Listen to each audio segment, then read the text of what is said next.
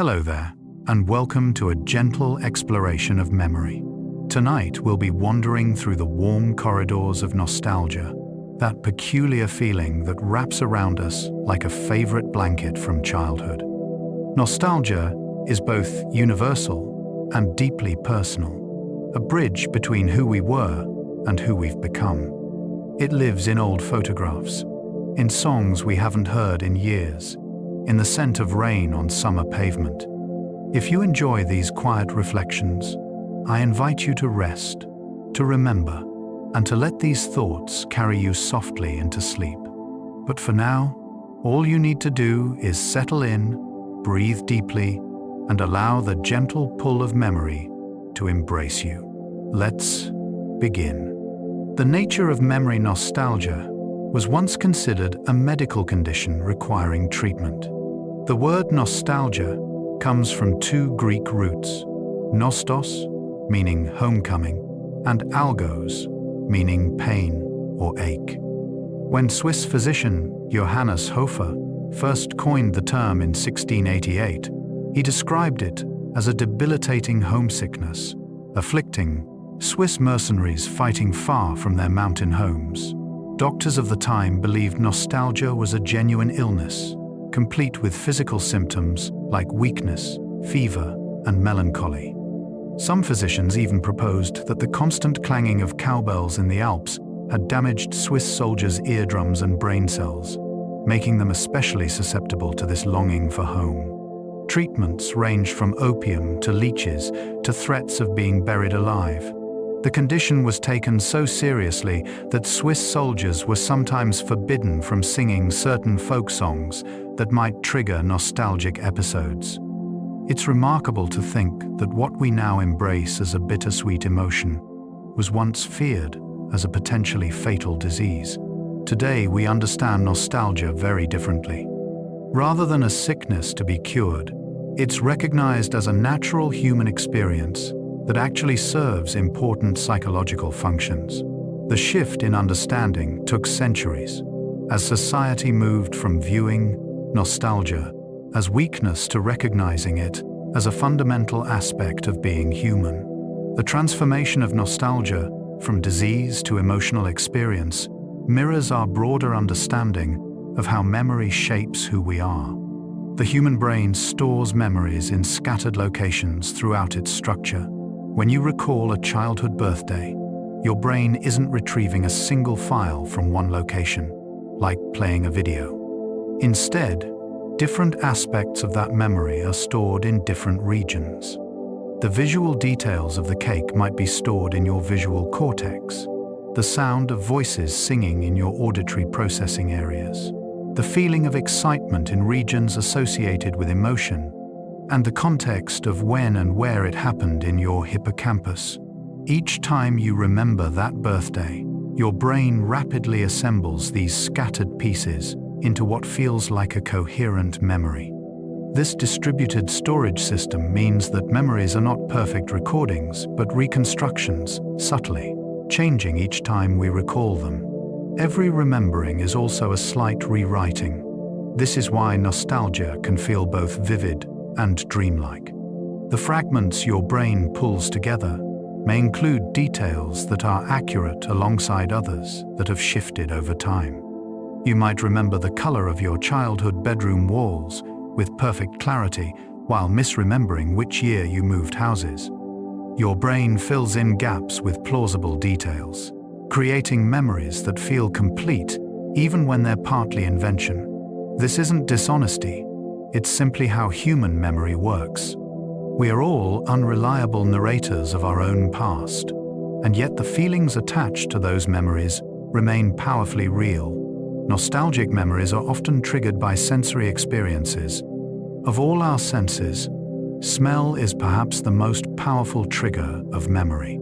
This happens because the olfactory bulb, which processes scents, has direct connections to the amygdala and hippocampus, regions deeply involved in emotion and memory. When you catch the scent of your grandmother's perfume or the smell of crayons and chalk, the response can be immediate and overwhelming. Suddenly, you're transported back decades, feeling emotions you haven't felt in years. This phenomenon is sometimes called the Proust effect, named after Marcel Proust's famous passage in Remembrance of Things Past, where the taste of a Madeleine cake dipped in tea floods him with childhood memories. But it's not just smell. Music has an extraordinary ability to anchor us in time. A song you haven't heard since high school can instantly return you to that period of your life, complete with the feelings you had then. This happens because music engages multiple brain regions simultaneously, creating rich, multifaceted memories.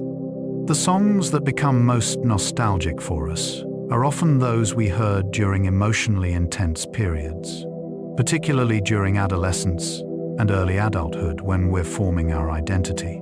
These years create what psychologists call the reminiscence bump, a tendency to recall more memories from ages 15 to 25 than from other periods of life. Photographs don't preserve memories, they create new ones.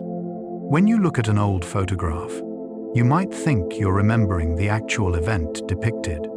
But research suggests that repeated viewing of photographs can actually replace our organic memories with memories of the photograph itself. You may remember your 5th birthday party not as you experienced it, but as you've seen it in the family photo album. The image becomes the memory, and details outside the frame fade away or are forgotten entirely. This means that in trying to preserve our past, we sometimes inadvertently overwrite it. This doesn't make photographs less valuable. They still connect us to our history and provide windows into moments that would otherwise be lost. But it's worth recognizing that what we feel when we look at old photos is a complex mixture of original, memory, repeated viewings, stories we've been told, and our present emotions. That faded picture of a childhood vacation holds not just one moment, but layers of moments, accumulated over all the years you've returned to it. The nostalgia you feel is as much about the journey of remembering as it is about the original day at the beach. The emotional landscape nostalgia is inherently bittersweet, mixing joy with a sense of loss. The German language has a word for this, Sehnsucht, which describes a longing or craving for something distant and intangible. When we feel nostalgic, we're simultaneously comforted by happy memories and saddened by their pastness. We can't return to those moments, can't be those younger versions of ourselves again. Time moves in only one direction. Yet this bittersweetness is precisely what makes nostalgia so poignant and meaningful. If we could simply return to the past, it wouldn't hold the same tender weight in our hearts. Psychologists have found that nostalgia, despite its melancholic edge, is generally good for us.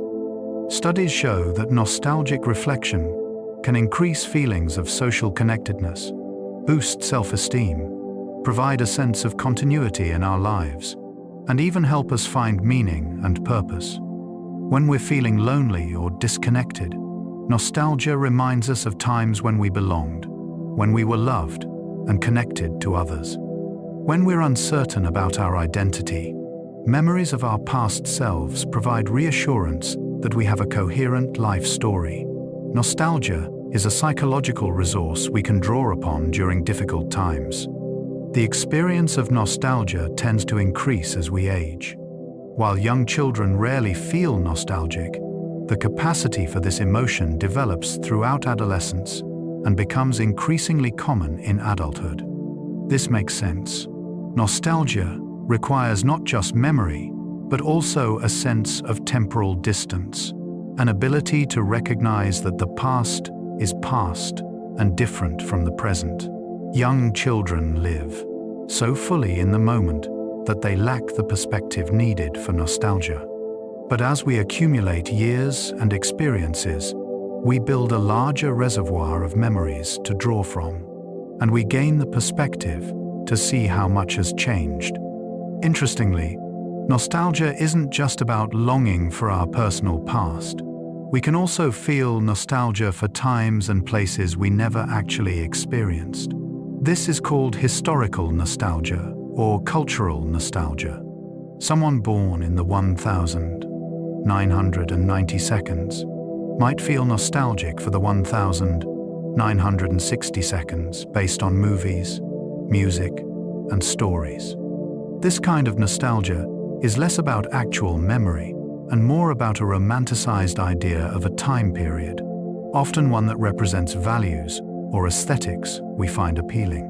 We create an idealized past in our imagination and feel drawn to it, even knowing we've simplified and sweetened a reality we never lived. Objects and artifacts. The objects we save from our past are called nostalgic artifacts. Most of us keep certain things for reasons that have nothing to do with practical utility.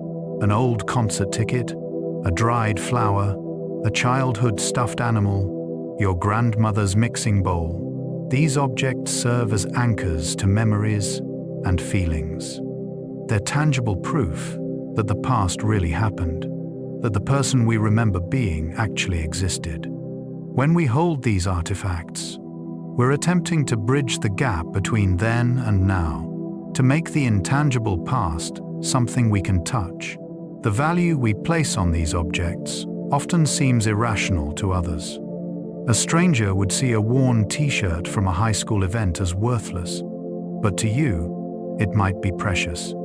This is because the object has what psychologists call contagion, a sense that it retains something of the moment it comes from. It's been touched by the past, and by touching it, we make contact with that past.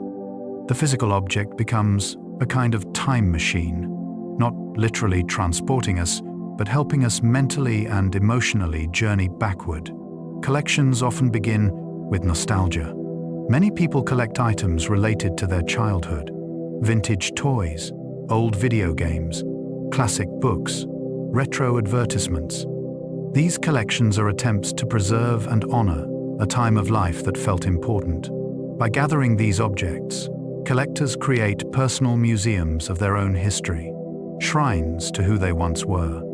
There's comfort in being surrounded by familiar things from earlier chapters of our lives.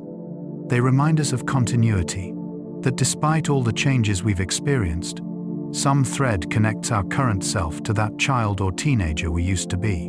But nostalgia isn't always about holding on. Sometimes it's about letting go. Many people experience nostalgia most intensely during transitions: moving to a new city, ending a relationship, cleaning out a childhood home after a parent has died. These moments force us to confront the passage of time and the impossibility of preserving everything. We must choose what to keep and what to release. The act of sorting through old belongings becomes a kind of ritual, a way of honoring the past, while acknowledging we cannot carry all of it forward. We keep what matters most and trust that the memories themselves, even without physical proof, will remain with us. The Japanese practice of kintsugi, repairing broken pottery with gold, offers a beautiful metaphor for how we might approach our past. Rather than hiding the breaks or pretending the object was never damaged, kintsugi highlights the repair, treating the history of the object, including its damage, as part of its beauty. Our lives are similar. We cannot return to some pristine, unbroken past, nor would we want to, because the cracks and repairs are part of our story. Nostalgia at its healthiest acknowledges both the beauty of what was and the value of what has happened since. Places and spaces. The houses we grew up in hold a special place in our memories. You might be able to close your eyes and walk through your childhood home, room by room, remembering exactly where everything was.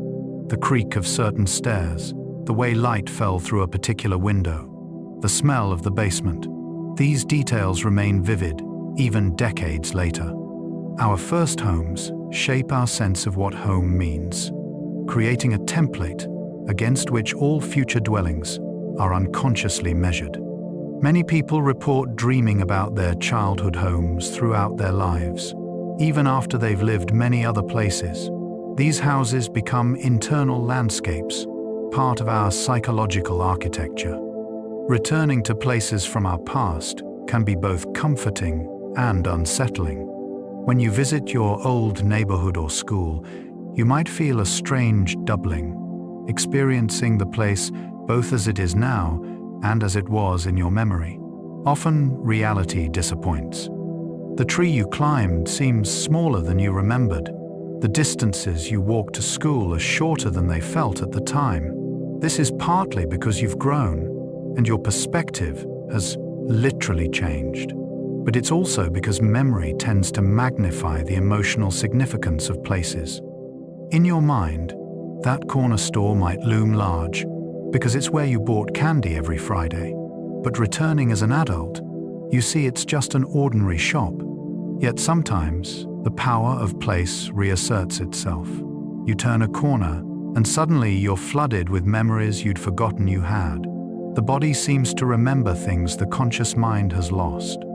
Your feet know which sidewalk cracks to step over. Your hand reaches for a doorknob at exactly the right height. These muscle memories demonstrate how deeply places are imprinted in us, how our physical selves encode experiences of moving through the world. Some places become pilgrimage sites for nostalgia. People travel long distances to visit the house they grew up in, the college they attended, the city where they had their first job. These journeys are quests for connection with our earlier selves. We want to stand where we stood before, to see what we saw, to feel what we felt. We're seeking evidence that those experiences really happened, that we really lived those moments. Even though we know we can't actually return to the past, there's something powerful about occupying the same physical space, breathing the same air, seeing the same view. Other times, we avoid returning. Some people deliberately stay away from places associated with difficult memories or significant losses. The old neighborhood might remind them too much of a person who's gone, or a version of themselves they've left behind. For them, nostalgia is something to be experienced at a distance, through memories, rather than physical return. They've learned that sometimes the past is better left as memory, that revisiting can break the spell of how we've chosen to remember. Time and seasons. Certain times of year are naturally more nostalgic. The holidays often bring waves of remembering, as we repeat rituals and traditions that connect us to previous years. December might smell like pine and cinnamon and remind you of childhood excitement waiting for presents. Summer might mean the particular quality of light on long evenings and memories of freedom from school. These seasonal rhythms create annual opportunities for nostalgia, regular reminders of years past. The passage of seasons also emphasizes time's movement. Each autumn, we're reminded that another year has passed. Each spring, we think of previous springs and the people who were with us then. The cycle of seasons makes time feel both circular, because they return, and linear, because each return marks forward progress. We're going round, but we're also going forward, never standing in exactly the same place twice. Anniversaries serve as formal occasions for nostalgia. Birthdays, wedding anniversaries, the anniversary of a death. These dates invite remembering. We mark time by these recurring points, using them to measure how much has changed and what has stayed the same.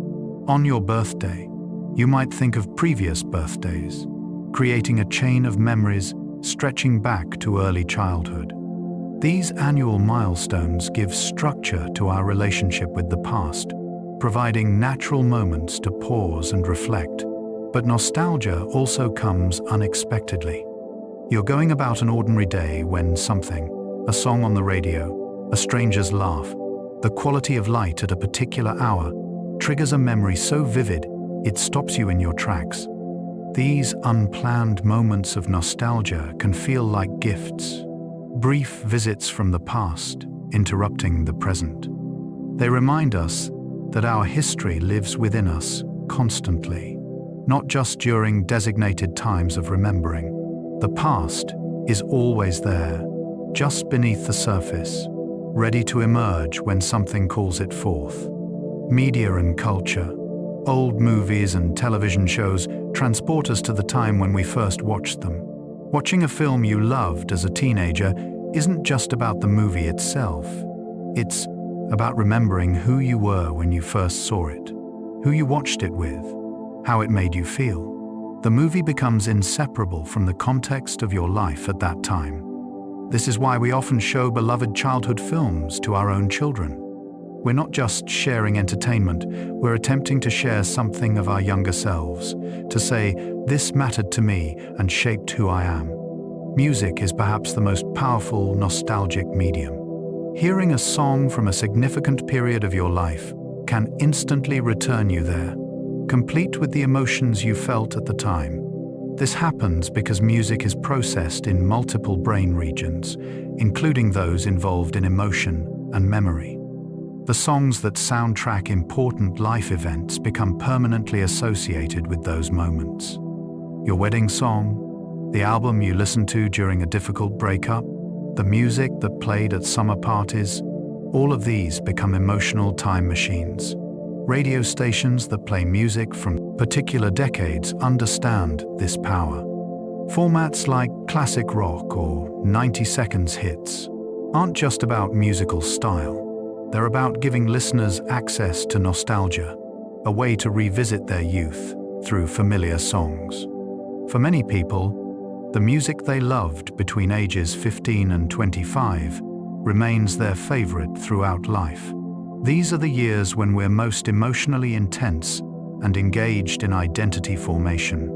The music from this period becomes part of who we are in a way that later discoveries rarely can.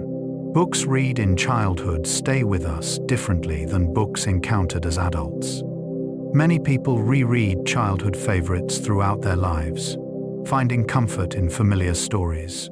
These books are old friends, unchanging presences in a changing world. You might discover new layers of meaning with each rereading, but the core story remains the same, providing continuity. The physical books themselves, especially worn copies with your childhood name written inside, become nostalgic artifacts, evidence of who you were and proof of how much you've grown. Food and taste, comfort food, is almost always nostalgic food. The meals that make us feel cared for and safe are usually ones we associate with childhood, family, and home. Your grandmother's chicken soup, your mother's pasta sauce, the birthday cake your family always made. These foods carry emotional weight far beyond their ingredients. When we eat them, we're nourished not just physically but emotionally, connected to memories of being fed and loved. Food is one of the most primal ways we experience care, and the foods we ate as children remain powerful throughout our lives. Recipes passed down through families are edible nostalgia. When you make your grandmother's cookie recipe, you're participating in a tradition that connects you to previous generations. Your hands perform the same motions hers did. You smell the same smells. You taste the same flavors. It's a way of keeping people alive, of maintaining connection across time and even across death. Many people treasure handwritten recipe cards in their family members' handwriting, as much for the physical proof of that person's existence as for the instructions they contain. The taste of childhood snacks and treats can transport us instantly.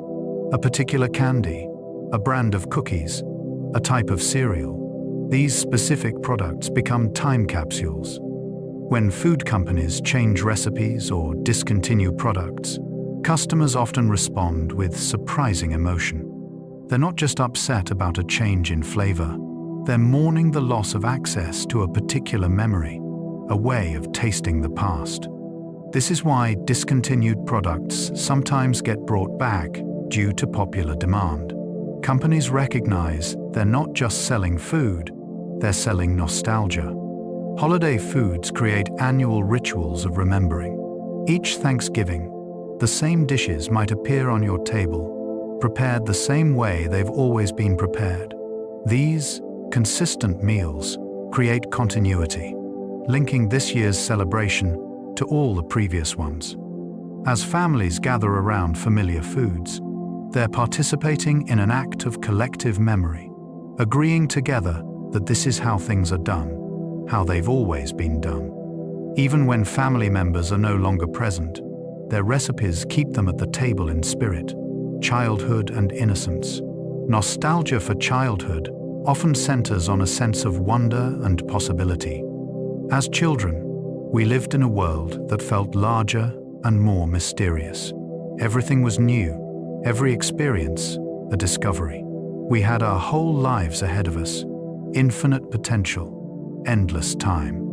Looking back, we remember this feeling, even if we've forgotten many specific events. What we're often nostalgic for isn't particular moments, but rather the state of being young, when the future was unwritten and anything seemed possible. Childhood games and toys become symbols of that innocent time. A favorite doll or action figure, board games played on rainy afternoons, the way you spent summer days exploring your neighborhood. These activities represented freedom and imagination. As adults, we live in a world of responsibilities and constraints. Looking back at childhood play reminds us of a time before these burdens, when our biggest concern might have been which game to play next. This nostalgia isn't really about wanting to play with toys again. It's about longing for that sense of freedom and simplicity. Many people feel nostalgia for the simpler times of their youth. This is partly about personal history, remembering when our individual lives felt less complicated. But it's also about cultural context. Each generation tends to remember the world of their childhood as less chaotic than the present. This happens partly because children are sheltered from many adult concerns, and partly because the past, once it's over, feels settled and complete in a way the uncertain present never can. We know how the stories of the past ended. The present still holds too many unknowns. The transition from childhood to adolescence to adulthood involves a series of losses. We lose certain freedoms, certain ways of seeing the world, certain relationships to the people around us. Growing up means leaving things behind. Nostalgia for childhood is often mourning for these losses, an acknowledgement that some kinds of experience are only possible once. You can't return to seeing the world through a child's eyes. You can't unknow what you've learned. This makes childhood memories precious, reminders of a perspective we can never fully reclaim. Relationships and connections. Old friendships hold a special nostalgic place. The friends you had during formative years shared crucial experiences with you. They knew you at a particular moment of your development and participated in becoming who you were. Even if you've lost touch, even if you've changed dramatically since then, those shared memories create a permanent bond. When you reconnect with old friends, even after years apart, there's often an immediate familiarity. You fall back into old patterns of interaction, finish each other's sentences, reference shared experiences. The person you were with them hasn't entirely disappeared. Family gatherings are often exercises in collective nostalgia. When families come together, especially for holidays or reunions, conversation naturally turns to shared memories. Remember when we becomes a refrain. These stories, told and retold, become part of the family mythology, the official narrative of who you are together. Some stories are funny, some poignant, some embarrassing. Through repeated telling, they're polished, smooth, details changing slightly with each version, until what remains is the essential truth of the story, the emotional core that made it memorable in the first place. Photographs of people we've loved and lost become increasingly precious. Looking at pictures of grandparents, deceased parents, friends gone too soon, we're confronted with the reality that these people existed, lived full lives, had their own experiences and feelings. The photograph proves they were real, they were here, they mattered. These images become focal points for memory and grief and love. We study them, looking for details we might have forgotten, trying to hear their voices, to remember how they moved and laughed. The photograph is all we have left, and so it becomes everything. Love letters and old messages provide windows into past relationships. Reading letters or emails or texts from earlier in a relationship shows you who you and your partner were at that moment. The way you expressed affection, the things you were excited about, the problems you were facing, all preserved in writing. These records can be comforting, showing how much you've grown together, or they can be bittersweet, revealing how much has changed. For relationships that have ended, these messages might be painful to read, reminders of happiness that didn't last. Yet many people keep them anyway, unable to delete or destroy proof that the relationship mattered, that the love was real. Adolescence and coming-of-age high school and college years occupy outsized space in nostalgic memory. These years of late adolescence and early adulthood are when many people first experience independence, intense friendships, first loves, and begin forming their adult identity. The emotions of this period are often more intense than those of later life. Everything feels urgent and meaningful. First experiences, whether first kiss, first heartbreak, first time away from home, imprint themselves deeply. Even people who weren't particularly happy during these years often feel nostalgic for them, longing not for the specific circumstances, but for the intensity of feeling that characterized that time. Yearbooks and school memorabilia preserve this period. The notes friends wrote, candid photos, the silly inside jokes. All of it captures a moment that felt infinite while it lasted, but turned out to be remarkably brief. Looking through a high school yearbook as an adult, you're struck by how young everyone looks, including yourself. You remember these people as fully formed, but the photographs show children still becoming. The gap between how you felt then and how you see it now creates a particular kind of nostalgia, a tenderness toward your younger self and the community you belong to. First jobs and early career experiences hold nostalgic weight. Your first real job, your first apartment, your first car. These milestones mark entry into adulthood. They represent independence and possibility, the beginning of building your own life. Looking back, you might remember this time as exciting despite its challenges. The struggling felt purposeful, part of moving toward something, even if that first apartment was small or that first job was difficult. There's nostalgia for the person you were then, full of ambition and energy, confident that better things lay ahead. Road trips and adventures from this period become legend. The spontaneous drives, the music blasting, the feeling that the night would never end, and neither would your youth. These memories crystallize into stories you'll tell for decades. Part of their power comes from how little planned these experiences usually were. They happened organically, without the weight of expectation. As adults, we often plan adventures carefully, but we can't manufacture the particular magic of youthful spontaneity. That's why these memories remain so vivid and precious. Technology and change. The rapid pace of technological change creates unique, nostalgic experiences for recent generations. People in their 30s and 40s remember a world without smartphones and social media, before the internet reshaped daily life. This makes them perhaps the last generation to remember a fundamentally different way of being. There's nostalgia for that pre-digital world, for the way people interacted face-to-face more, for the way being bored was normal, for how you had to make concrete plans to meet friends because you couldn't just text. This isn't necessarily saying that older technology was better, but recognizing that it shaped different kinds of social experiences and relationships. Obsolete technology itself becomes nostalgic. Rotary phones, cassette tapes, VHS players, dial-up internet modems, pagers. These artifacts of recent history already feel ancient. For those who use them, they're reminders of a different era. Younger generations might find them quaint or incomprehensible, but for those who lived with these technologies, they're loaded with memory.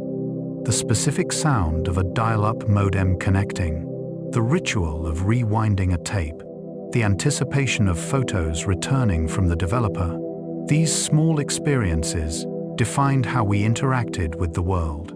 Their obsolescence marks how much has changed in a short time. Social media has created new forms of nostalgia. Features like Facebook's On This Day deliberately mine our past posts to trigger nostalgic feelings. We're shown photos and updates from years ago, prompted to remember and reflect. This commercialization of nostalgia is calculated. Platforms know that nostalgic content generates engagement, that we're drawn to reminders of our past selves. Yet, even while understanding the manipulation, we often still feel the genuine emotion. The memories are real even if they're being strategically surfaced. Digital archives of our lives are both blessing and curse. We have more documentation of our past than any previous generation. Thousands of photos, years of text messages, complete social media histories. This wealth of records means we forget less, can access memories with precision, but it also means we can't escape our past selves as easily. Embarrassing moments are preserved forever.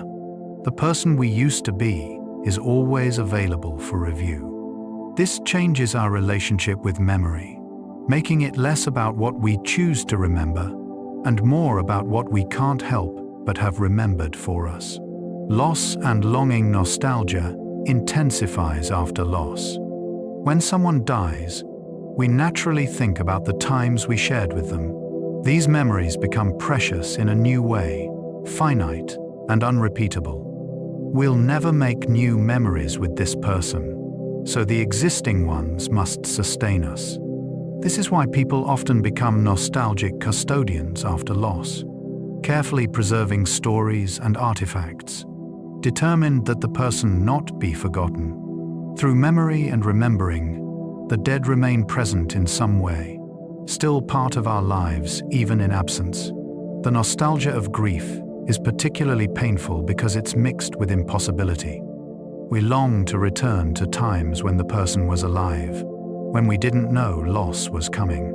We think of missed opportunities, conversations we didn't have, expressions of love we didn't make clearly enough. This regret can be overwhelming. Yet grief nostalgia also honors the relationship, affirming that it mattered, that the person's presence in our life was valuable, and their absence leaves a hole. The pain of nostalgic longing after death is, in a way, the price of having loved. Places change and die too, in their way. Businesses close, buildings are torn down, neighborhoods transform beyond recognition. When you return to find that a meaningful place no longer exists, there's a particular kind of loss. The place only lives on in memory now, and you realize how fragile these repositories of experience are. Without the physical location to anchor them, memories can start to feel less real, more dreamlike. Did that bookstore really have that creaky floor? Was the diner's coffee really that good? Or has memory sweetened it? This kind of loss is usually quieter than the death of a person, but it's still mourning. We grieve for a world that no longer exists, for a version of our city or town that's been erased. Progress and change are inevitable, but that doesn't mean we don't feel the loss of what came before. These vanished places are part of our story, part of how we understand where we come from. When they disappear, we lose something of ourselves, the physical proof that we lived in that place, that time, that way. Generations and legacy. Each generation develops nostalgia for their own formative years. People who came of age in the 1960 seconds are nostalgic for different things than those who grew up in the 1990 seconds. The music, fashion, slang, and major events of a particular era create a shared nostalgic vocabulary for that generation. When you meet someone roughly your age, you have common reference points, shared memories of cultural moments, even if you didn't know each other at the time. This creates generational bonds, a sense of having lived through the same historical moment together. Parents often try to share their nostalgia with their children. They play the music they loved, show their favorite movies, try to explain why certain things mattered to them. This transmission of nostalgia is an attempt to help children understand who their parents were before parenthood, to see them as whole people with their own histories. Sometimes this works and children develop appreciation for their parents' past. Sometimes it doesn't, and the children find their parents' nostalgia boring or embarrassing. Either way, the attempt at sharing is meaningful, a reaching across generational divides to say, "This is where I come from." Grandparents' stories often carry especially powerful nostalgia. When elderly people tell stories of their youth, they're bridging vast stretches of time, describing worlds that might seem foreign to younger listeners. A grandparent who lived through war, depression, or major social change carries first-hand memories of history. Their stories are precious, irreplaceable primary sources. When they die, these memories die too unless they've been preserved somehow.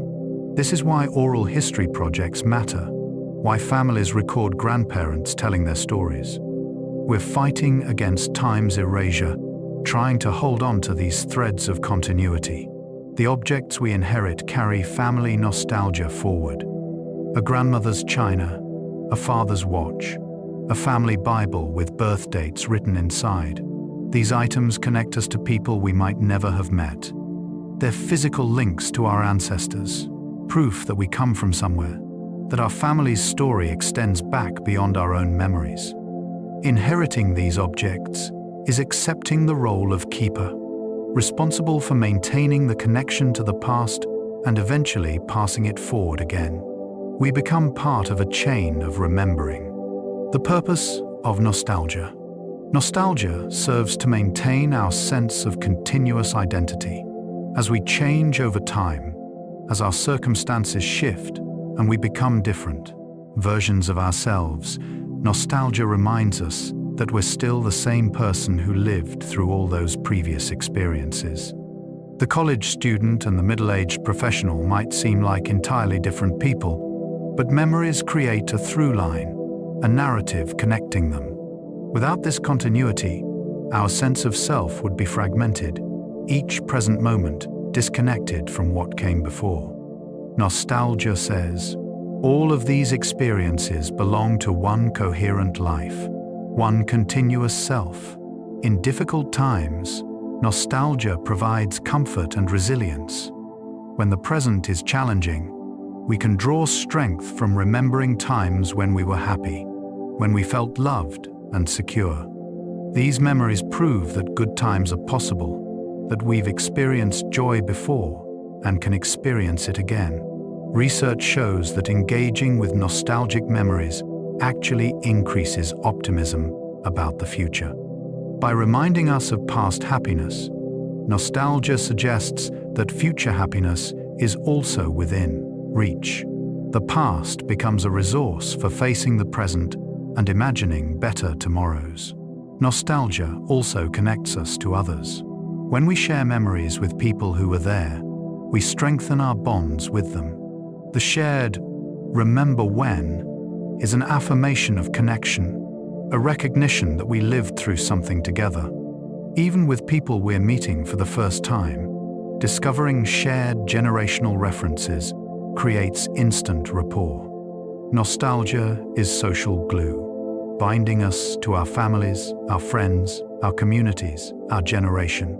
It reminds us that we don't exist in isolation, but are part of larger collectives of shared experience. At its deepest level, nostalgia is about meaning-making. By reflecting on our past, we shape it into a story that makes sense, that has themes and patterns and significance. We decide which memories matter, which experiences defined us, which moments changed our trajectory. This isn't about lying or distorting, it's about creating narrative. From the chaos of lived experience, we look back and see how we became who we are, trace the threads of cause and effect, recognize the moments of transformation. Nostalgia is how we author our own life stories. The danger of nostalgia. Yet nostalgia can also trap us in the past. When we become so focused on what was that we can't fully engage with what is, nostalgia becomes problematic. Some people get stuck in particular periods, unable to move forward, constantly trying to recreate or return to some golden age. They resist change, cling to the past, refuse to adapt. This kind of nostalgia is stagnant, looking backward when it needs to look forward. It prevents growth and keeps us from fully living in the present moment. The past that nostalgia creates is often simplified and idealized. Memory is selective. We tend to remember the good times more vividly than the bad, to forget the difficulties and complications. This is natural and often harmless, but it can lead to distortion. We remember our youth as idyllic, forgetting the confusion and pain we also experienced. We remember past relationships as perfect, forgetting why they ended. We romanticize earlier eras, forgetting the problems and injustices that existed then. This rose-tinted nostalgia can make us ungrateful for present blessings and blind to present opportunities. Political and cultural nostalgia can be especially dangerous. When societies become nostalgic for imagined pasts, when political movements promise to return to some former glory, the results can be destructive.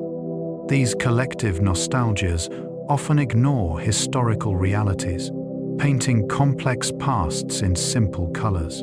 They promise impossible returns, suggesting that we can simply go back to how things were. But time doesn't move backward. The only direction available is forward. Nostalgia that prevents us from adapting to change, from building new and better futures, becomes a hindrance rather than a help. The key is balance. Healthy nostalgia honors the past without being imprisoned by it. It acknowledges what was good while also recognizing that every era has its problems. It uses memory as a resource for present meaning and future hope, not as an escape from reality. It holds the past gently, with appreciation and tenderness, but also with the recognition that we cannot and should not return. The past is past. What we can do is carry forward what was valuable, learn from what wasn't, and continue becoming. Small nostalgias. Sometimes nostalgia lives in the smallest details. The way your mother hummed while cooking, the sound of your father's keys in the door, the specific creak of your childhood bed, the color of afternoon light through your bedroom curtains. These tiny sensory memories might seem insignificant, yet they're often the most powerful triggers of nostalgic feeling. They're intimate and specific, tied to daily life rather than special occasions. When they surface unexpectedly, they can bring tears to your eyes, overwhelming you with the weight of time past and the impossibility of return. We carry small nostalgias for mundane rituals, Saturday morning cartoons with a bowl of cereal, walking to school, the same route every day, the routine of bedtime stories. These weren't dramatic or unusual experiences. They were simply the texture of daily life, but their regularity made them foundational, woven into the fabric of who we became. When we think of them now, we're nostalgic not for any single instance but for the pattern itself, for a time when life had those particular rhythms and routines. Even specific products can carry nostalgic weight. A particular brand of soap that reminds you of your grandmother's house. The candy you always got at the corner store. The shampoo your mother used. These commercial products, marketed and sold to millions, become deeply personal in memory. They're intertwined with specific people and places in our past. When we encounter them again, or when they're discontinued and we can't find them anymore, we feel genuine emotion. The product has become a vessel for memory, valuable far beyond its intended function. Weather and seasons create their own small nostalgias. The first snow of winter might always remind you of childhood excitement. Hot summer afternoons might bring back memories of playing outside until dark. The smell of fall leaves might trigger memories of new school years beginning. These are not nostalgia for specific events, but for the feeling of being in that season at that age, experiencing the world in that particular way. The cycle of seasons means these nostalgias return annually, gentle yearly reminders of time's passage. The senses remember. Our bodies hold nostalgia that our minds might not consciously access. You might find yourself feeling a certain way in certain situations without knowing why, until you realize it's connected to an old memory. Your body remembers the sensation before your mind retrieves the context. This is called embodied memory, the way our physical selves store experience. A particular temperature, a texture, a quality of light. These can trigger emotional responses rooted in past experiences we might not even consciously remember. The muscle memory of childhood activities remains surprisingly persistent. People who played piano as children can often still play pieces they learned decades ago, their fingers remembering even if they can't mentally recall the notes. Athletes find that old skills return more easily than expected after years away. Our bodies don't forget as completely as our minds do. This physical memory is another form of connection to our past selves, proof that earlier experiences left permanent marks, not just in memory, but in the very wiring of our neuromuscular systems. Dance and movement carry powerful nostalgia. A particular song might make your body want to move in a certain way, remembering how you danced at parties years ago. These movements are time capsules, preserving not just the music of an era, but the way people moved to it, the physical culture of a particular time and place. When older people dance to music from their youth, they're not just remembering, they're physically reenacting, using their bodies to travel backward through time. Touch and texture can be deeply nostalgic. The feeling of a particular fabric, the texture of worn wood, the weight of a specific type of paper. These tactile experiences connect us to the past. A child's blanket or stuffed animal is precious not for how it looks, but for how it feels, the texture providing comfort and connection. As adults, we might find ourselves drawn to certain textures because they remind us of something from earlier life, even if we can't articulate exactly what. Our skin remembers what our minds have forgotten. Words and language. The language we grew up with shapes our nostalgic experiences. Slang and expressions from our youth become markers of generational identity. When you hear someone use a phrase that was popular when you were young, there's instant recognition and often nostalgic warmth. These linguistic fashions date us, revealing what era we come from. They're auditory timestamps, as specific as fashion or music in marking a particular moment. Regional accents and dialects can be intensely nostalgic for people who've moved away from their home regions. Hearing the accent of your childhood home, especially after years away, can trigger powerful longing. The accent carries with it not just a way of speaking, but an entire world of associations, family, place, identity. For immigrants, this feeling can be even more intense, as their native language becomes a direct connection to the country and culture they left behind. To speak or hear that language is to briefly return home. Pet names and family terms of endearment are small linguistic nostalgias. The way your grandmother called you by a particular nickname, the special words your family used for things. These private languages create intimacy and belonging. When these people are gone, those words might fade from use, and with them goes a small piece of your personal history. Some people preserve these terms, using them with their own children, maintaining linguistic continuity across generations. The stories we tell become polished through repetition. Family stories, the ones told at every gathering, develop a particular form through countless tellings. Certain phrases become fixed, beats and rhythms established, the story achieving an almost ritual quality. These stories are oral traditions, passed down and preserved through speaking and hearing. They're how families remember themselves, the official narratives that define who you are together. Even when details vary between tellers, the essential story remains, carrying forward the family's sense of itself. Dreams and imagination. We sometimes dream of the past, and these dreams have their own nostalgic quality. You might dream you're back in your childhood home, or back in school, or reunited with someone who's died. These dreams can be vivid and emotionally powerful, and waking from them can bring a particular kind of sadness. For a moment, the past was real again.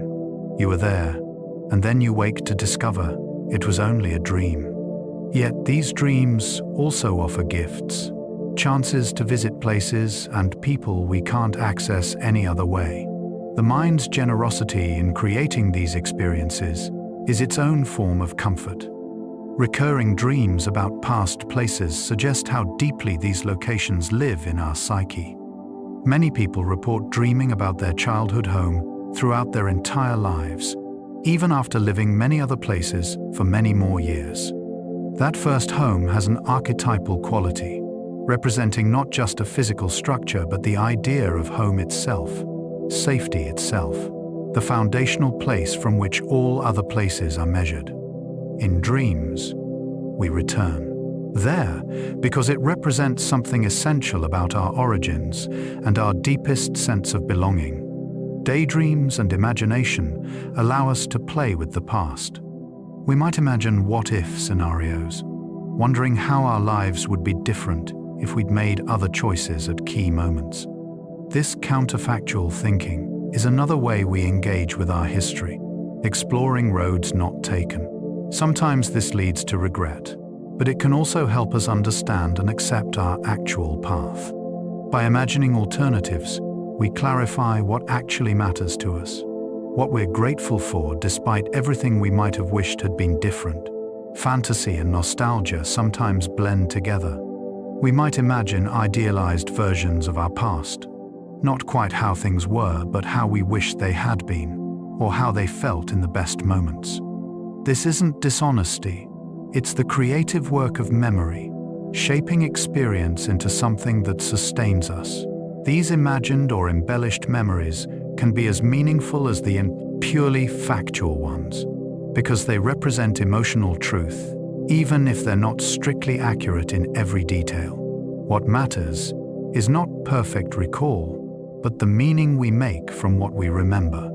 The arts of memory photography has changed how we remember.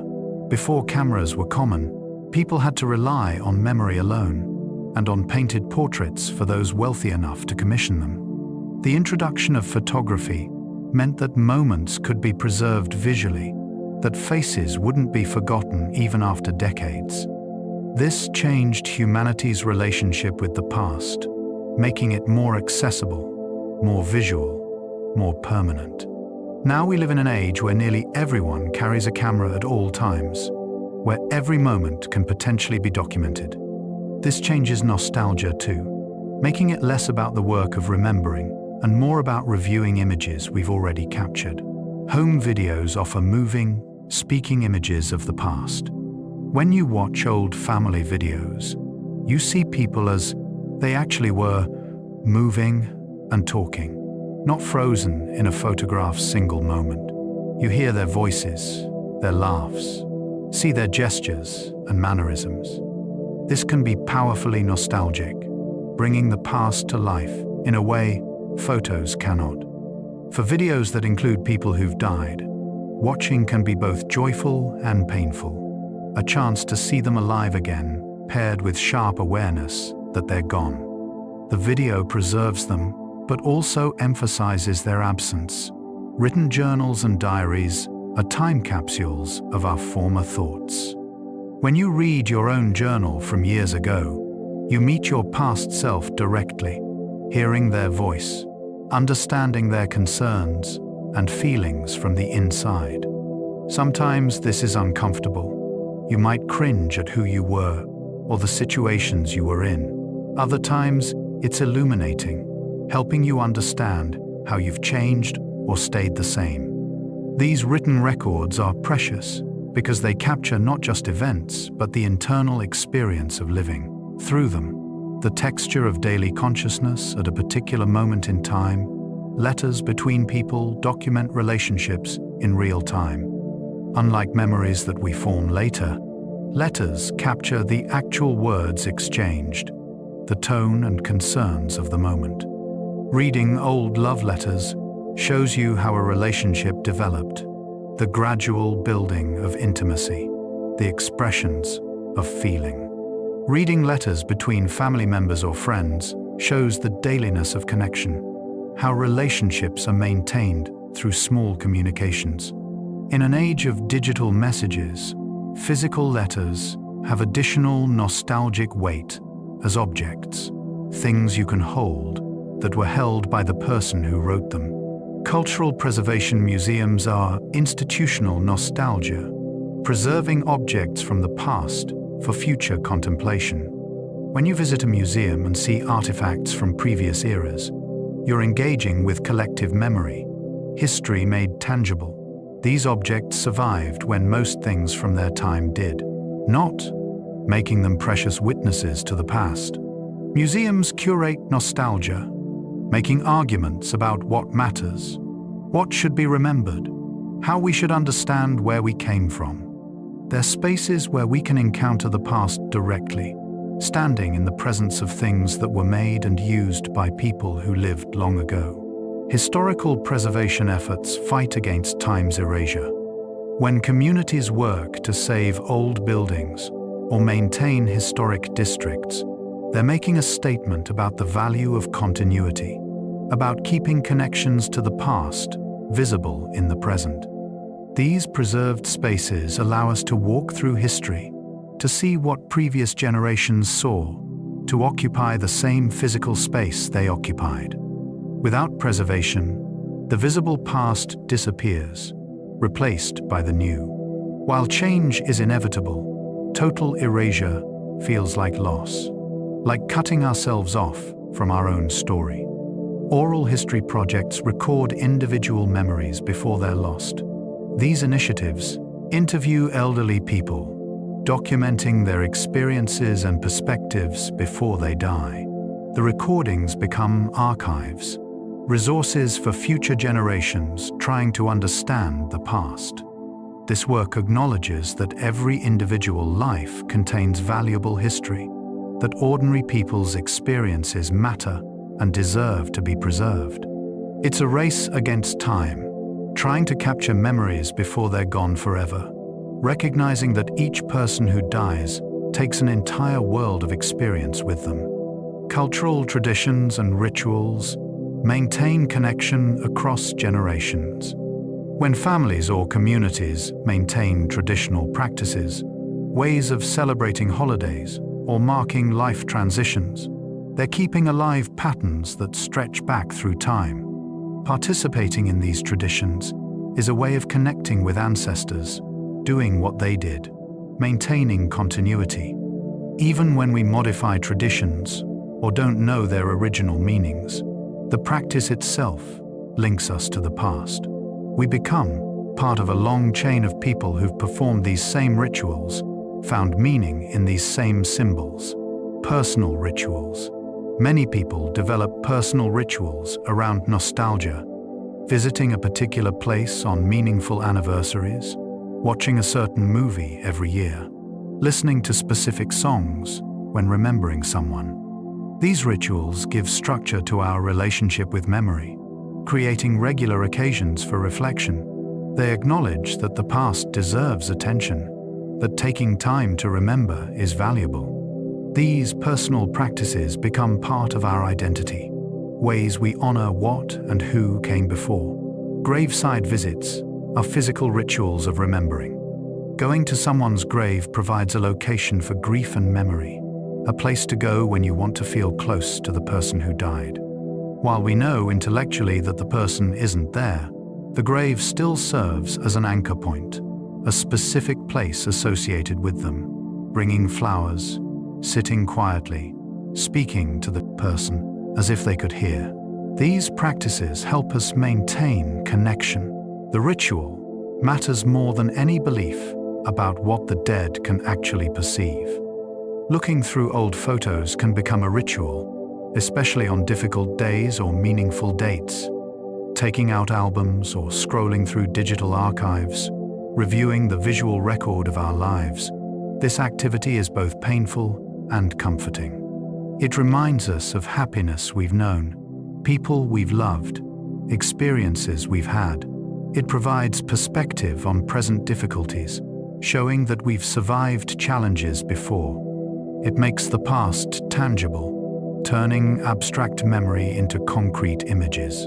The ritual of looking itself becomes meaningful, a way of caring for our history. Some people write letters to those who've died. These letters might be burned, buried, kept private, or shared with others. The act of writing allows expression of feelings that have no other outlet. You can say things you never got to say when the person was alive. Update them on your life. Ask for advice. Express anger or forgiveness. The letter becomes a one-sided conversation, but one that still provides comfort and closure.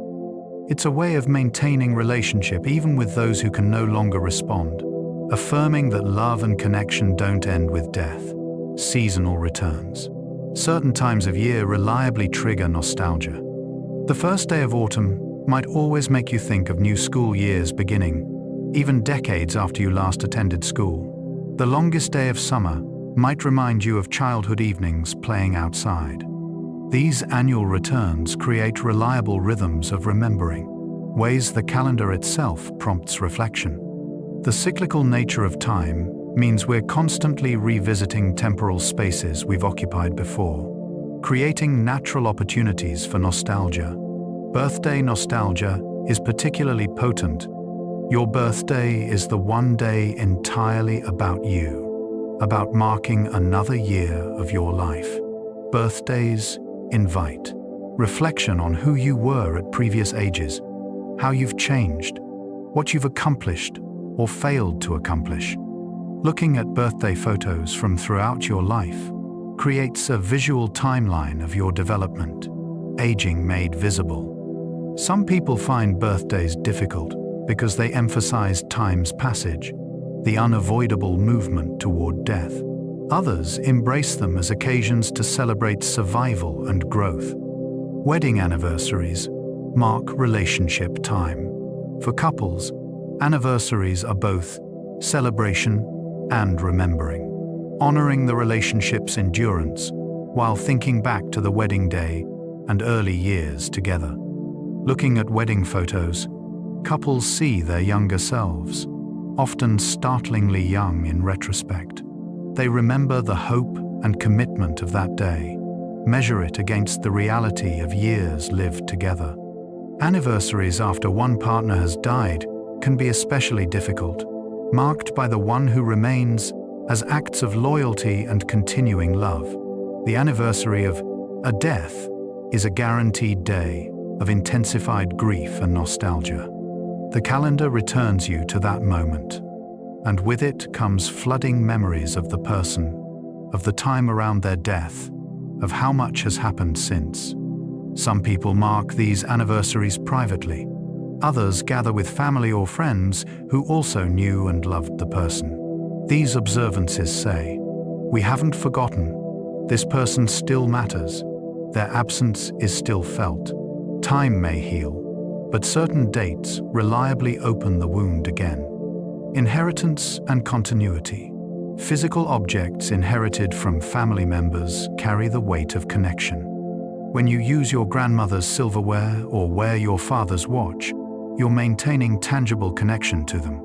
These objects witnessed their lives, were touched by their hands, served their daily needs. Now, they serve yours, creating continuity. You become a keeper of things that mattered to people who mattered to you. Eventually, you might pass these objects forward again, and they'll continue their journey through generations. Family recipes are edible inheritances. When you cook your mother's signature dish, you're not just making food, you're engaging in an act of remembering and honoring. The recipe is a gift she gave you, knowledge passed down, making it keeps her present in some way. If you teach the recipe to your own children, you're ensuring another generation will know this taste, will have access to this particular way of connecting with family history. Food becomes a medium for love and memory across time. Stories and information about family history are intangible inheritances. Learning about your ancestors, where they came from, what they did, how they lived, this knowledge shapes your sense of identity. You understand yourself as part of a larger story, one that began long before you and will continue after you're gone. This can provide perspective on your own struggles and choices, situating them in a broader context. You're not alone, but part of a lineage, connected to people you never met, but whose blood runs in your veins. Some people actively research family genealogy, building family trees, searching records, trying to push knowledge of their ancestry back as far as possible. This research is driven by desire to know where you come from, to understand your origins, to give names and stories to those who came before. Finding information about ancestors can feel like solving a mystery, piecing together lives from fragments of evidence. Each discovery is a small resurrection, bringing someone from obscurity into knowledge, ensuring they're remembered by at least one person who came after. The weight of objects. Some objects become almost sacred through association. Your mother's wedding ring, your child's first shoes, the hospital bracelet from when you were born. These things are simultaneously ordinary objects and vessels of meaning. Their physical properties matter less than what they represent, the memories and emotions attached to them. Losing such an object can feel devastating, like losing a piece of your history, yet the memory itself remains, even without the physical anchor. The object helped access the memory, but it didn't contain it. Hoarding can be an extreme form of nostalgic preservation. When people can't let go of anything, when their homes fill with objects from the past, they're often trying to hold on to time itself. Each object represents a memory, a moment, a piece of their life they can't bear to release. Letting go of the object feels like losing the experience it represents. This is an understandable, but ultimately problematic relationship with the past, one that prevents living fully in the present. The weight of objects can become crushing, literally filling space that's needed for current life. Minimalism and decluttering represent the opposite approach. Some people intentionally release objects from their past, keeping only what actively serves their present to life. They trust that memories will survive without physical proof, that they can honor the past without storing it. This can be liberating, creating space and simplicity. But it requires coming to terms with impermanence, accepting that you can't preserve everything, that some things will be forgotten, and that's okay. It's about choosing what's essential and having faith that what's released wasn't really needed. The middle path involves thoughtful curation, keeping some meaningful objects while releasing others, not out of obligation but from genuine attachment, being honest about what actually matters to you versus what you feel you should keep, creating small shrines or displays for precious items rather than storing them away where they're never seen, taking photographs of things before letting them go, preserving the visual memory, if not the object itself, finding ways to honor the past without being buried by it. Children and legacy parents often feel nostalgic for their children's earlier stages. The baby becomes a toddler, the toddler a school-aged child, the child a teenager, the teenager an adult. Each transition brings loss of what came before. Parents mourn these passages even while celebrating growth. They keep baby clothes, first drawings, report cards, trying to hold onto proof of stages that passed too quickly. Looking at photos of their children at younger ages can bring parents to tears, overwhelmed by how fast time has moved, how much has changed, how the small person they once held has become someone else. This nostalgia is complicated by the fact that the child is still present, but transformed. Unlike nostalgia for someone who's died, where the person is simply gone, parents' nostalgia for younger versions of their children exists alongside the current relationship. The child they miss is both lost and still here, just changed. This can create strange emotional dynamics, where parents struggle to fully accept and embrace who their child is now because they're mourning who the child was. Healthy parenting requires letting go of each stage, accepting that children are supposed to grow and change, that holding on prevents the child from fully becoming. Children also eventually feel nostalgia for their own childhood. As young adults and later, they remember what it felt like to be cared for, to have someone else responsible for their well-being, to live in their childhood home with their family intact. This nostalgia often intensifies as parents age and mortality becomes real. Adult children become aware that the time with their parents is finite, that the family configuration they've known their entire life will eventually end. This awareness can make every visit home poignant, every holiday bittersweet. The desire to give children what we had, or what we didn't have, is often rooted in nostalgia. Parents try to recreate positive experiences from their own childhood, sharing favorite books, visiting meaningful places, maintaining traditions, or they try to provide what was missing in their own childhoods, determined that their children won't experience the same lacks they did. Either way, nostalgia shapes parenting, for better or worse. Sometimes it connects generations beautifully. Sometimes it imposes the past on children who need to create their own experiences and memories. Place and displacement immigrants and refugees often experience particularly intense nostalgia. They've left behind not just a place, but an entire world. Language, culture, familiar foods, social networks, everything they knew. The impossibility of easy return makes nostalgia sharper. What they long for isn't just a physical location, but a way of being, a sense of belonging that may never be fully recreated in their new home. This nostalgia can be sustaining, keeping them connected to their roots, but also painful, a constant reminder of loss and displacement. Second-generation immigrants often navigate complex relationships with nostalgia.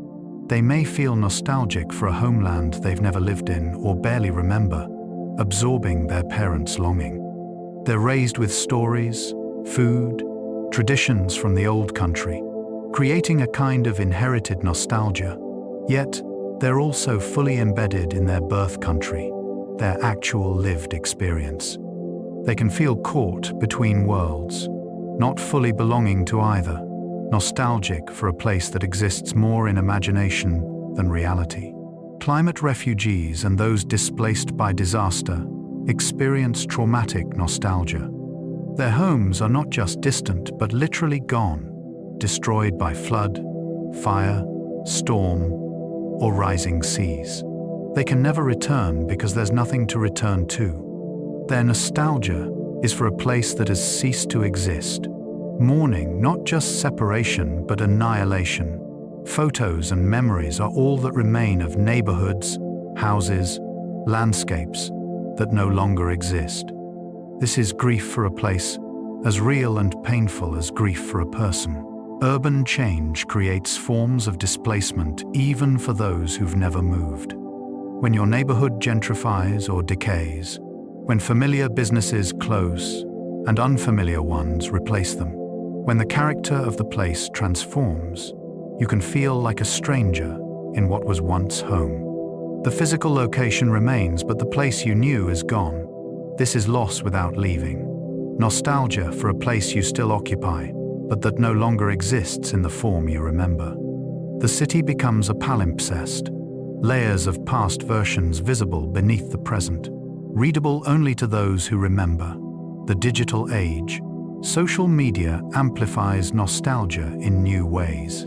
Platforms constantly surface old content, using algorithms to show us photos and posts from years past. On this day, features make nostalgia automatic and regular, creating prompts to remember that we didn't ask for. This can be pleasant, offering unexpected reminders of good times. But it can also be painful, forcing confrontation with past selves or situations we'd rather not revisit. The algorithm doesn't know what will comfort us versus what will hurt. It only knows that nostalgic content generates engagement. We curate our online presence with an awareness that it's creating our future nostalgia. When we post photos and updates, we're simultaneously documenting the present and creating materials for future remembering. This changes how we experience moments, as we're partly living them and partly already packaging them for later consumption. Some people criticize this as not truly being present, but it could also be seen as a new form of memory making, one that acknowledges the value of preservation alongside the value of experience. Digital archives of our past selves can be uncomfortable. Old social media posts, early blogs, forum comments from years ago. These digital traces remain long after we've changed. Our teenage opinions and embarrassing moments live on, accessible to anyone. This creates a permanent record of growth and change, but also potential embarrassment. Previous generations had the mercy of being able to leave behind or forget earlier versions of themselves. Digital natives and digital immigrants alike struggle with the permanence of their online history. Yet, digital connection also allows new forms of nostalgia sharing. Old friends scattered across the world can maintain connection through social media, sharing memories in comments, tagging each other in throwback posts, creating collective acts of remembering. Online groups dedicated to particular eras or places allow people to share nostalgia with others who remember the same things. Digital technology, despite its flaws, has created unprecedented ability to maintain connections across distance and time, to build communities around shared memory. Nostalgia and identity. Nostalgia is deeply tied to how we understand who we are. The stories we tell about our past create the narrative of our identity. We're not just the sum of present characteristics, but the accumulated result of everything we've experienced and remember experiencing. Our past makes us who we are, and nostalgia is how we stay connected to that past, how we maintain coherent selfhood across time. Without memory and the ability to reflect on it nostalgically, our identity would be fragmented, each present moment disconnected from what came before. Some people have more nostalgic personalities than others. Research suggests that individual differences in nostalgia proneness are fairly stable traits. Some people naturally look backward more, find more meaning in reflecting on the past, feel the pull of memory more strongly. Others are more present or future-oriented, less interested in dwelling on what was. Neither orientation is better.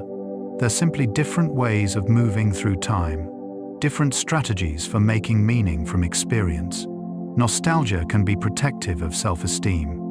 When present life is disappointing, or we're feeling uncertain about ourselves, looking back at past accomplishments and happy times can restore confidence. Remembering what we've achieved, survived, or enjoyed proves our worth to ourselves. This isn't about living in the past, but about using the past as a resource, drawing strength from our own history. The person who accomplished those things, who experienced that joy, is still you, still inside you, still part of who you are now. Yet too much focus on past glories can prevent present growth.